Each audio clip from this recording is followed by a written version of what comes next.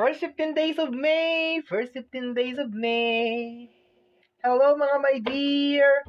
Libra! Hello, hello, hello mga my dear! First 15 days of May mga my dear! This is from May 1 hanggang May 15, 2025 mga my dear, and this is a general reading. So reminder, munting paalala lang mga my dear, na ang gagawin natin today ay general reading. So hindi po ito 100% na magre-resonate. Magre-resonate para sa ating lahat. So please mga my dear, lower your expectation pagdating po sa mga general reading. Okay? So we have here death card. Okay? So, wala naman akong any negative na nakukuha sa card na to, maliban sa you need to do some cutting, my dear Libra. Okay? You need to do cutting, my dear, especially sa mga negative energy. Okay? Baka this is the time na kinakailangan mo talaga ng cleansing. Okay? Kung meron man mga tao, my dear, na parang na-attach sa'yo or something, this is not the time para sariwain mo, my dear, kung ano yung mga issue na nangyari sa inyo. This is the time, my dear, to cut negative energy. Yun lang ang nakukuha ko, my dear, sa card na to. Nothing really serious. Okay? So, that card is cutting, okay? Parang cutting connection, cutting negative energy. Okay, yun ang nakukuha ko dito. Additional energy na nakukuha ko dito is may mga bagay na parang hindi na kailangan nag-i-exist sa buhay mo or nagtatambay, my dear Libra, sa buhay mo. Okay? It's already over. It's already done. So, kinakailangan na, my dear, i-cut. Okay? Pero hindi kasi ganun, my dear Libra, kabilis or kadali ang mag-cut. Kasi minsan yung ibang mga eksena or mga pangyayari, my dear, sa buhay natin is meron siyang mga impact. Okay? But, I think this is the time, my dear Libra, na i-analyze mo, my dear, okay, dapat pa ba na nandito ako sa ganitong situation na to, my dear? Kasi sinasabi ng card natin dito sa energy ng death card, which is napaka-aggressive niya, kasi nagkasalita pala ako kanina, bigla na siyang lumabas, okay? So, sinasabi dito, my dear Libra, that you need to change something, you need to cut something, okay? So, 8 cards lang tayo, my dear, in total. Kunin na natin ibang mga cards. Libra, teka, may mahuhulog. Ayusin ko lang, ha? Okay. Libra, second card. Next card ng ating mga my dear Libra. Tingnan natin, my dear, what is going on for 15 days of May. Tingnan natin. First 15 days of May para sa ating mga my dear Libra. Okay. Page of Sword. Okay, pakiramdam ko talaga negative thinking to, my dear. This is not the time, my dear, para mag-iisip ka, my dear, ng mga negative, okay? Or mag-entertain ka ng mga negative, especially, my dear, sa thinking, okay? Kasi parang nakukuha ko dito, itong mga negative energy na to, my dear, magiging ano lang to, magiging balakid lang to para matapos mo yung mga obstacles. This is the time, my dear, to ask guidance, okay? Pray, my dear. Ayan, oh. Ask ka ng guidance kasi posibleng baka meron talagang mga something sa mga gilid-gilid, my dear, over here, okay? Tingnan natin. Kasi ang Page of Pentacle, Page of Sword, ito, my dear, konektado to sa mind. Okay? So, actually, nakaturo si Death card dito eh. Okay? Nakaturo siya, nakaganon siya. So, ito kasi, my dear, everything na lumalabas yung mga page ko, okay? Lagi ang, my dear, connected sa kung ano yung page. Okay? Page of Pentacles, page of Sword. Okay? Ito kasing page na to, my dear, may warning to or may something na connected sa learning. Okay? So, ang nakukuha ko kasi na message dito, my dear, is be careful kung ano yung mga ipapasok mo, my dear, sa isipan mo or kung ano yung mga i-entertain mo na mga energy. Okay? Energy, messages, okay? Be careful ka dun sa mga ganon. Kasi parang hindi siya talaga makakatulong sa kung ano yung current situation mo as of this moment. Okay? So, let's go tayo. Tingnan natin, palawakin natin yung message mo, my dear Libra. Libra, first 15 days of May. Tingnan natin, ano to? This is the 8 of Wands. Okay? Huwag padalos-dalos, be. Huwag gagawa, my dear, ng mga mabibilisan na mga decision making, ha? Kasi baka bugso ng damdamin mo yan, my dear. Okay? Baka bugso ng damdamin mo yan. Baka galit ka, especially pag galit ka, wag magsasalita ka agad, 'di ba? Wag kang magbibitaw ng mga salita, my dear, na ano, kasi baka hindi na talaga mabawi, and wag ka magpaapekto, 'di ba? Kung hindi naman talaga, kung hindi mo naman talaga problema, my dear Libra, wag, hayaan mo sa kanila yung mga problema nila, gano'n, 'di ba? Kung meron mga maririnig na mga salita, uy, sabi ni ganito, sabi ni ganyan, gano'n. Ay, hayaan mo siya, sabi niya yan, anong gagawin ko? Babaguhin ko, i-change ko yung opinion niya. Yung mga gano'n, my dear, okay? Huwag ka masyadong manggigil sa mga araw na to, my dear, okay? I can feel, my dear, na this is going to be a very, very big distraction, my dear, sa mga bagay na gusto mong mangyari, okay? So, tingnan natin. Sa energy ng Eight of Wands, mabilisan na mga action ang nakukuha ko, my dear. So, wag kang gumawa, my dear, ng mga mabibilisan na mga action, or wag ka kaagad umoo, don't say agad-agad, pag-aralan mo kung ano yung mga papasukin mo, hindi porkit parang sinabi, porkit pakikisama, or mga ganito, ay sinabi kasing ganito eh, ay tropa ko kasi, ay kaibigan ko kasi, ay pinsan ko kasi, oo na lang, basta, my dear, pag-isipan mo ng mabuti, okay? So, let's proceed, my dear. Ano nangyayari sa earphone ko? Nahuhulog. Okay, na dumudulas siya. Okay, so let's go tayo, mga my dear. The next card, Libra, we have here the energy of the Ten of Wands. Okay, so this is a clear indication, my dear. Struggle to for you, kaya pala sinasabi, okay? My dear, yung iba dito sa mga wands na to, kaya mabigat, kasi this is negative energy, dala-dala mo. Okay, my dear, okay lang, my dear, kung ito may kinalaman sa mga pangarap mo, my dear Libra, eh. Okay lang, maski magkanta kuba-kuba ka na dyan, okay lang yan. Kahit ang hirap-hirap, my dear, para matupad ko ano yung mga manifestation mo, mga gusto mong mangyari, my dear, okay lang yan. Pero kung ito yung mga negative thoughts, negative na energy galing sa ibang tao, my dear, buhay ng ibang tao, my dear, that you are included, di ba? My dear, hindi. Kasi nakakadagdag lang siya, my dear. Kubang-kuba ka na, my dear. Hirap na hirap ka na nga natuparin kung ano yung mga bagay na gusto mong mangyari sa buhay mo, yung mga manifestation mo, and so on and so forth. Dadagdagan mo pa ng mga negative energy, my dear. Especially, my dear, kung itong mga energy na to ay bahagi na ng nakaraan. Ibig sabihin, past is past. Nangyari na siya. Okay? So, stop it. Tama na, my dear. Okay? Tama na. Okay? So, yun ang nakukuha ko dito. Struggle talaga to, my dear. Okay? Parang hirap na hirap ka, my dear. First 15 days of May. Mararamdaman mo talaga yung pressure dito, my dear. And please, wag mo nang dagdagan tong pressure na to. Okay? Wag mo nang dagdagan. Okay? Next card, mga my dear, is, tingnan natin ha, additional cards pa tayo, mga my dear. Manghingi ka ng tulong, my dear, sa ating buong may kapal. Ask guidance sa kanya, my dear, for clarity. Prayer, my dear, pray. Pag-aralan mo yung mga action na gagawin mo ngayon. Yung mga pinapasok mo sa isipan mo, my dear Libra, pag-aralan mo yan. Okay, tingnan natin, my dear. Next card, my dear. Libra, first 15 days of May. First 15 days of May para sa ating mga my dear Libra. Tingnan natin, my dear. Okay, wala pa.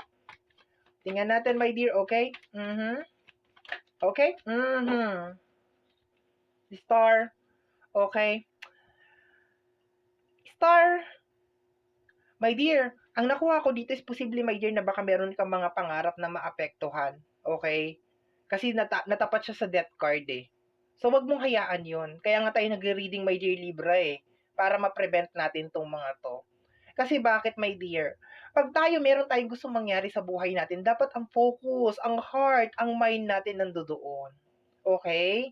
And may nagsabi din sa akin, my dear Libra, na every time na tayo'y nangangarap, dapat kung ano yung mga negative na experiences, thoughts, energy, dapat tinatalikuran talaga natin yan, my dear. Paano matutupad yung pangarap mo kung puro galit yung nasa puso mo? Okay? Kung ini-entertain mo yung mga energy, yung mga bawat ngawa ng mga tao sa paligid mo, 'di ba? So, iwasan mo 'yan. But energy ng star, kung titingnan mo dun sa mga lumang tarot, my dear, makakakita ka dun, my dear, ng babae na may hawak na baso. Okay? So, binabalance niya, my dear, yung kanyang tubig. Okay?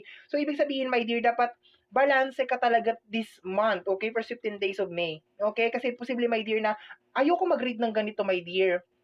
I don't want, pero it's better na alam mo.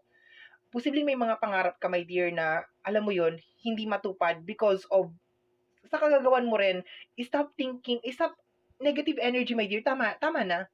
Okay? Tama na, my dear, please. Tama na yan. Tama na yan. Mga issue ng nakaraan, mga kung ano-ano, tama na yan. Okay? Kung iniwanan ka, okay lang yan. Kung meron ka mga childhood trauma or something, tama na yan. Focus ka ngayon. Yung ngayon tayo, my dear. Yung ngayon. Yung today. Okay?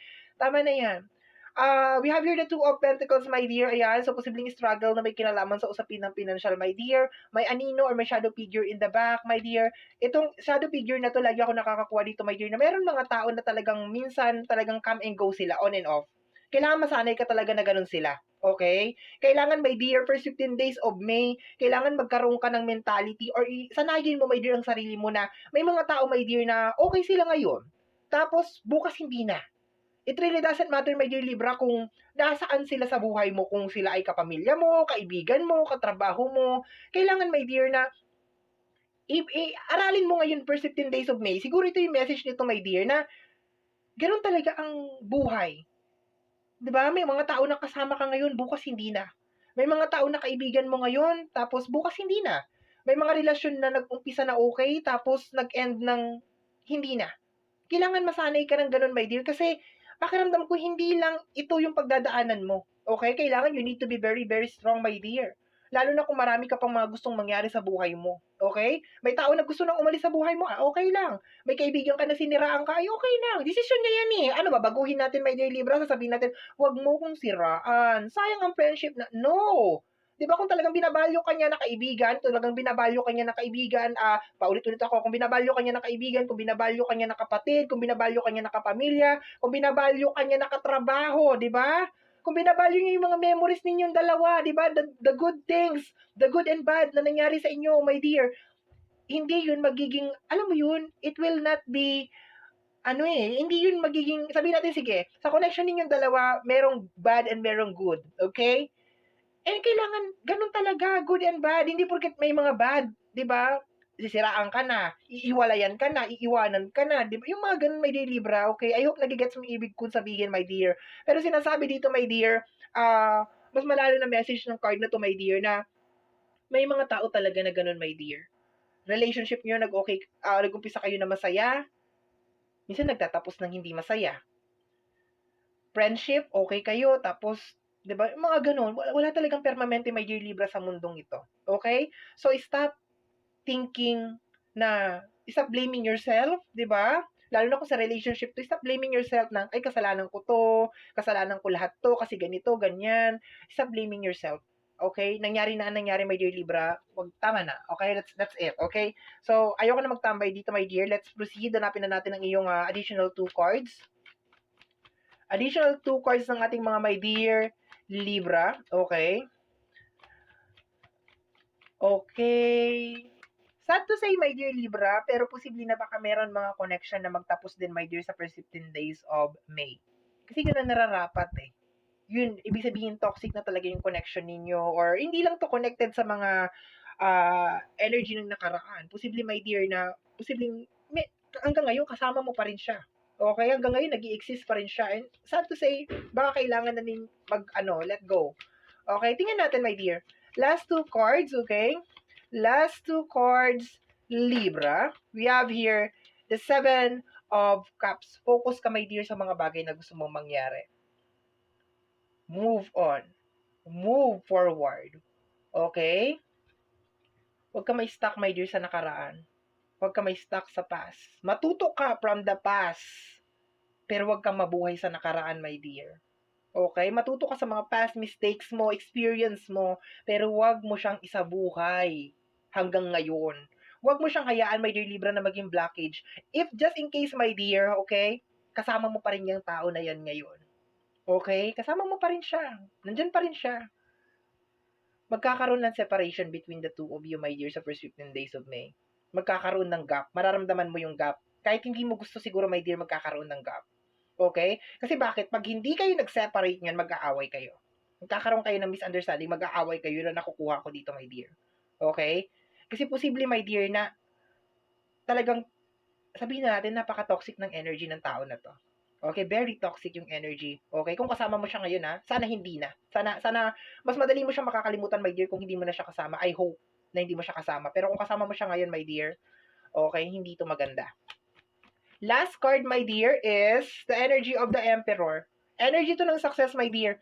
This is just a clear distraction, my dear, para sa'yo, para maabot mo, my dear, yung Emperor. Okay? Lalong mabigat to, my dear, itong 10 of Wands na to. Okay? Sabi ko nga sa'yo, punuin mo yung basket mo ng mga pangarap mo. Huwag mong punuin ng galit to, my dear. Okay? May mga bagay na tapos na, may mga bagay na hindi nagsiserve, may mga tao na hindi ka binibigyan ng value, may mga tao na iniwanan ka, may mga tao na siniraan ka, may mga tao na minahal mo pero hindi binalik ang pagmamahal sa'yo, my dear, tapos na. Huwag mong dalhin dito sa basket na to, my dear, kasi kubang-kuba ka na. Di ba? Tuloy-tuloy lang, my dear, ang lakad pupunta sa energy ng Emperor. Success, okay. May success na parating sa iyo, my dear. Pero malaki ang posibilidad, my dear Libra, na masabotahe to, my dear, sa first 15 days of May kasi masyado kang focus, my dear, or masyado ka nag-i-entertain ng mga negative energy. Okay? Bottom deck of the card, my dear, is the Queen of Wands. Focus! Ayan o! Meditate. Pray. Sinasabi ko na sa iyo paulit-ulit kanina. Diba, ipagpasa Diyos mo yan, yung mga tao na yan, yung mga gumawa sa'yo ng hindi maganda. Itaas mo yan lahat, my dear, sa ating buong may kapal. Ihingi mo sila ng tawad, my dear. Kung sila hindi sila marunong humingi ng tawad, ikaw na mismo ang humingi ng tawad para sa kanila. Okay? Ayan o, 8 of Cups. Walk out queen ang tawag ko dito, my dear, sa 8 of Cups. Lumayo ka sa mga taong negatibo. Lumayo ka sa mga taong walang believe sa'yo. Diba? Lumayo ka sa mga yan. Di ka mag-grow dyan. At kung meron mang, my dear, mga eksena ng nakaraan, mga past, galit, puot, ito yung panahon, my dear, na bitawan mo yan. Kasi bakit? Ang bigat ng first 15 days of May para sa'yo. Okay? Ang bigat. Okay? Kasi bakit? Ha? Yung mga manifestation mo, ang hirap mai-push. Mas lalo pa siyang bibigat kasi bakit? Nag-i-entertain ka ng negative. Okay? Sabi ko nga sa'yo, my dear, walang problema na mabigat i-push ang mga pangarap natin. Ibig sabihin lang nun, my dear, nasa tamang landas ka. Once na nagkakaroon ka ng struggle para matupad yung mga pangarap mo, ibig sabihin nasa tamang landas ka niyan. Okay? Hindi siya easy money. 'Di ba? Sabi nga nila, easy come, easy go. O, 'di ba? So, wag tayo dun sa easy come, easy go. Doon tayo, my dear, sa hard. Ibig sabihin, okay lang na pinaghihirapan natin yung mga pangarap natin na nakakaranas tayo ng mga difficulties ngayon. Pero ang mahirap doon, my dear, yung naghihirap ka ngayon, yung nag-i-struggle ka ngayon, yung nagkakaroon ka ng maulap na kaisipan, nagkakaroon ka ng confused and everything, nang dahil sa energy ng nakaraan, tapos yung iniisip mo, naka-move on na, masaya na, o kaya, hindi mo naman problema, pero lagi kang nadadamay. Problema ng kapitbahay, problema ni ganito, problema ng ganyan, problema ng kapatid mo, problema ng lola mo, ng tsuhin mo, ng ganyan. Ay, pagod te. Okay? So, mga my dear Libra, this is a guidance para sa yung first 15 days of May. I hope na nakatulong sa iyo, my dear. Somehow, my dear, kung nagustuhan mo itong reading na ito, don't forget to subscribe. My dear, ang notification bell para ma-update ka sa aking mga upload. Kung napapanood mo to, my dear, sa ating YT or YouTube channel. Kung napapanood mo naman to, my dear, sa ating Facebook page, don't hesitate, my dear, na mag-like and mag-follow, my dear, sa ating Facebook page. Ganun din, my dear, sa ating TikTok. Kasi sa ating TikTok, my dear, nag-upload din ako doon ng mga contents and nagla-live din ako doon, my dear, ng free reading. Okay? So, free to like, free to share, free to comments, my dear, sa lahat ng ating mga videos. Once again, my name is RJ, also known as Apple J. Maraming salamat po. And until next time, bye-bye. Thank you, my dear.